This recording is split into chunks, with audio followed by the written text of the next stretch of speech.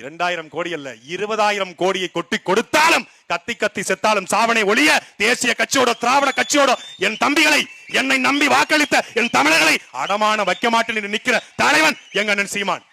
அப்படி உங்களுடைய பக்காமா சொல்வாரா சொன்னாரா? நாம தனித்த பெரும்பான்மையோட ஆட்சி அமைச்சிருவோம் அப்படிங்கிற அசைக்க முடியாத நம்பிக்கையில் இருக்கும். ஆனாலும் நம்மளுடைய செயல்பாடு பிடிச்சு சில பேர் வருவாங்க இல்லையா? அப்படி வரும்போது நம்முடைய அதுக்கான அரசியல் சொல்ல மாறலாம் இல்லையா? அப்படி வரும்போது அவங்கள நம்ம மதிக்கணுமா இல்லையா? அப்படி கூட்டணி உருவாகலாம் இல்லையா? இந்த கிரண் படத்துல நியூ படத்துல கிரண் இருக்கு பாருங்க. மாமாக்கு வயசாயிடுச்சு இல்லையா, மாமாவால சோத்து மேல ஏற முடியாது இல்லையா, அதனால ஆணியா அடிக்க முடியாது இல்லையா, அப்படி பேசியிருந்தாங்க. நியூ பட கிரண் மாதிரி கூட்டணிக்கு வருவாங்க இல்லையா, வரலாம் இல்லையா அப்படின்னாப்ல சொல்லி 2 வருஷம் ஆச்சு. ஆட்சியிலும் மங்கு அதிகாரத்திலும் மங்கு. காவலன் படத்துல வடிவேல் ஒரு போன பிடிச்சு நிப்பாப்ல அம்மு குட்டின்னு சொல்லி. ஆட்சியிலும் மங்கு அதிகாரத்திலும் மங்கு. ஆட்சியிலும் மங்கு ஒரு பேர் கண்டுக்கல.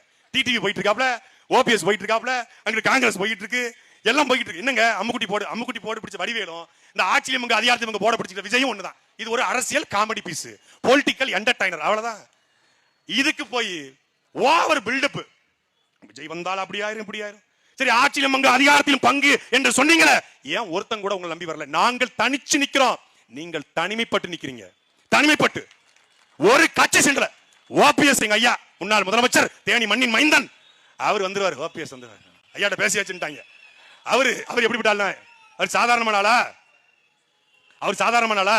லெப்ட்ல கைய போட்டு ரைட்ல இண்டிகேட்டர் காட்டி ஸ்ட்ரைட்டா போயிட்டு இருப்பாப்ல, முடிச்சிட்டாப்ல. டிடிவி வருவாரு அப்படின்னு இருக்காரு. யமகாதகன்னு கழிவிட்டுருக்கீங்களா? யமகாதகன் டிடிவி தான். யமகாதகன் அவன் நழுவுற மீன்ல கழுவுற மீன். கை கொடுக்கணும் கூட 500 ரூபாய் பாப்பல, பாக்கணும் கூட 10 பவுன் செயின் தான் பாப்பாப்ல. அப்படிப்பட்ட ஆள் அவரு. அவர்கிட்ட போய் கொடுத்து பேசிருக்காங்க. அவன் பனையூர் அலுவலகத்தில் இருக்க பாப்பல. அவர் பங்காளி சண்டை எங்களுக்குள்ள கொண்டு போயிட்டாப்ல. முடிஞ்சு கதை. வேற யாரை கூப்பிடலாம்? யாருமே வேண்டாம். ஒரே ஒரு ஆள், இந்த உங்க ஊருக்கார தான், உத்தம பாலத்தை சேர்ந்தவர் ஒருத்தர். அந்த மண்ணடியில வந்து மேரா நாம் அப்துல் ரஹ்மான் அப்படின்னு சொல்லி இந்த ஊர்ல வந்து சாம்பிராணி போடுவாங்களா பாய், சாம்பிராணி போடுற பாய் ஒருத்தன் கூட்டி வச்சிருக்கேன் அந்த கட்சியில. முஸ்தபான்னு ஒருத்தன். அவன் ஒத்த ஓட்டு முத்தையா மாதிரி அவன் ஒத்த ஓட்டு.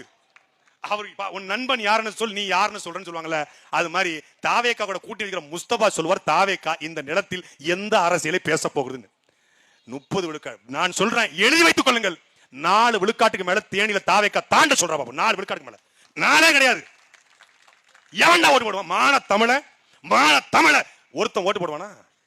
எதுக்கு ஓட்டு போடணும் சொல்லுங்க? எதுக்கு ஓட்டு போடணும்? ஒரு காரணம் இருக்குல்ல.